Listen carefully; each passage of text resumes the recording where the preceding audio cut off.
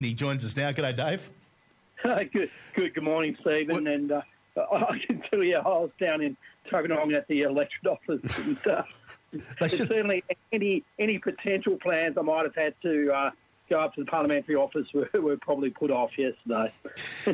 Angus Taylor's with us too, the Liberal member for Hume and Minister for Energy and Emissions Restrictions. Angus, look, some of the claims these people are making are genuine, but as with all of these things, they get hijacked by lunatics and give everybody or take away the credibility from everyone that turns up.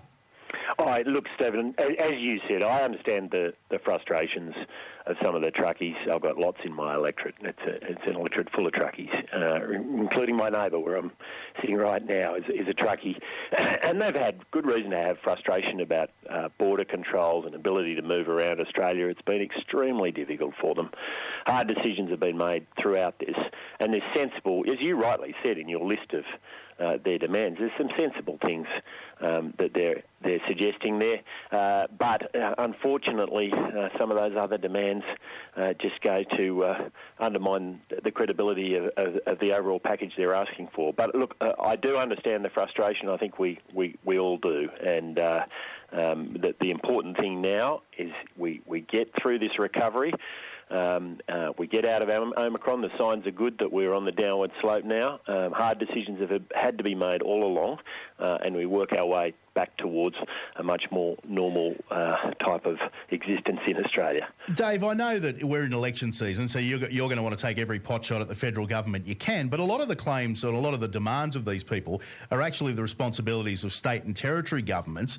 I've always believed the Australian voter is smart enough to know the difference between federal and state issues, but have we lost that ability to discern the difference these days?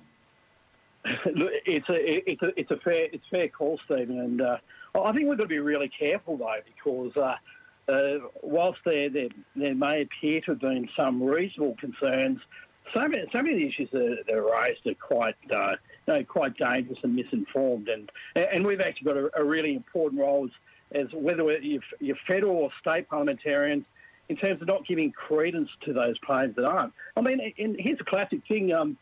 Stephen, you probably noticed for something that was describing itself as some sort of truckie protest, there weren't many truckies there. There might have been some utes and some four-wheel drives, but there certainly weren't any truckies there. Yeah, a lot of truckies are too busy. Speaking of trucks, Angus, the government has secured a deal to help boost domestic manufacturing of AdBlue. We've spoken about this in the past. I mean, this has turned out to not appear to be as big a problem as we might have thought it would have been at the beginning. Well, it could have been, but we've moved swiftly on this. I spent a lot of time over Christmas and New Year working on this issue. We've now got Incitec producing 3/4 of our requirement for AdBlue locally as of the 23rd of January, and they're going up from there. They'll move towards full local production in the coming weeks, and that's filled the gap. So it's meant we've had some local challenges just getting the stock out into individual sites, but we've had more than enough in total because of that ramp up of production. So this is a good example of government working closely with Australian manufacturing to solve a problem where we can. Sometimes we have manufacturers who can move quickly to solve these bottlenecks. Sometimes we can't. This is one where we could, and it's a real tribute to the workers up there in Brisbane who just ramped up over a very short period of time to solve what could have been a really dire problem. Dave, which leads me into the next topic. The Labor Party policy is to try and ramp up Australian manufacturing across the board. You're now calling for Australia to manufacture things like personal protective equipment and rapid antigen tests and the like.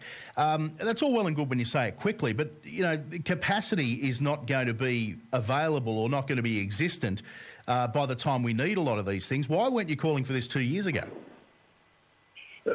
Well, Stephen, we've been talking about improving sovereign capability for the last 2 to 3 years, and I think one of the lessons out of AdBlue, but it's the same out of rapid antigen tests as well too, is that for critical goods, we just can't rely on one country to supply it, and particularly where it may be a country where we have particular strategic challenges, and so I think there is actually a real positive about us discussing this last year is that the government has responded, but it's important to note that this is a temporary fix, and what we don't want to see going forward is just to have temporary fixes. So we need to ensure that we make certain future supply, and whether that be of AdBlue, whether that be of rapid antigen tests, it's critical that we take these moments in time and ensure that we don't fall into this same trap again, whether it be with something like the diesel challenge with AdBlue, or whether it's with rapid antigen tests or some other goods. That's why we've got that National Manufacturing Fund. It's going to be critical to that. So, Stephen, if you've been around aged care sort of facilities across our electorate, you'd still know that there are real challenges in terms of getting sufficient PPE and rapid antigen tests. And 3 years into a pandemic, that's not where we should be. Angus, it's hard to argue with all of that, and particularly in principle. And Anthony Albanese has talked about government leading the charge when it comes to purchasing Australian-made product or procuring Australian-made product. The difficulty I see is that in most cases it's going to be state and territory governments that are going to be signing the final cheque, whilst the feds might be funding it. We've seen in the last 2 years, and I think National Cabinet has been largely to blame for this, that state and territory leaders have taken on these delusions of grandeur, and the relationship between the feds and the states will never be the same again.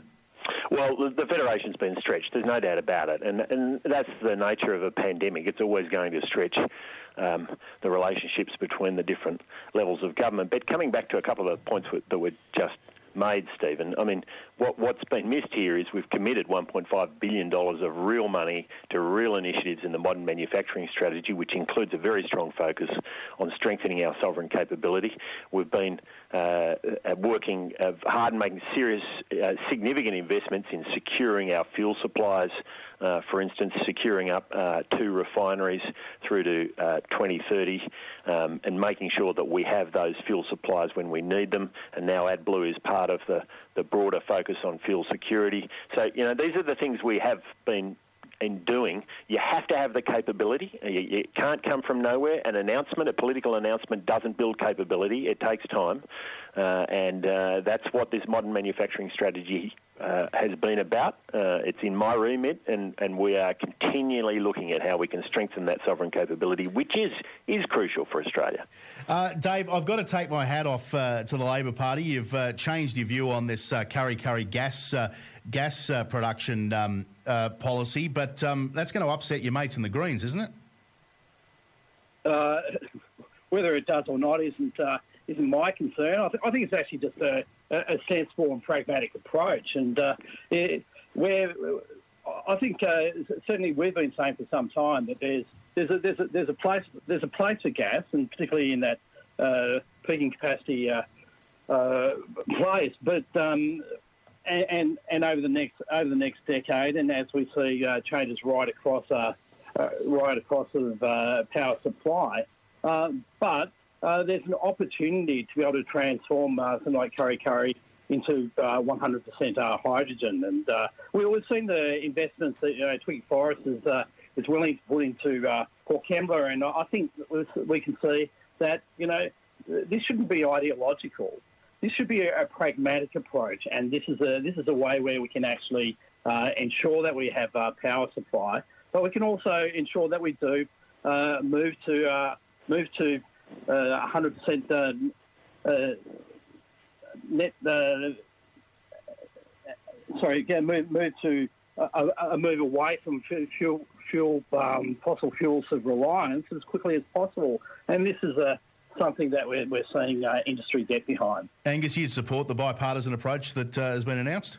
Well, I'm delighted that David's supporting this. I mean, I've watched Labor trash this project on a near daily basis since it was announced, and then finally do a backflip. Now, it's a craven backflip, and it shows that Albanese's each way Albo's words mean absolutely nothing. It's a complete rejection of the judgment of Chris Bowen, his shadow minister for energy. And in it is all sorts of curiosities, Stephen. So on the one hand, they've been briefing out to journalists it's going to be 100% green hydrogen by 2030. On the other hand, their media release is much vaguer on that. But let me tell you, green hydrogen will be expensive electricity in 2030. The economics of that for the generator and the economics of that for electricity consumers simply won't work.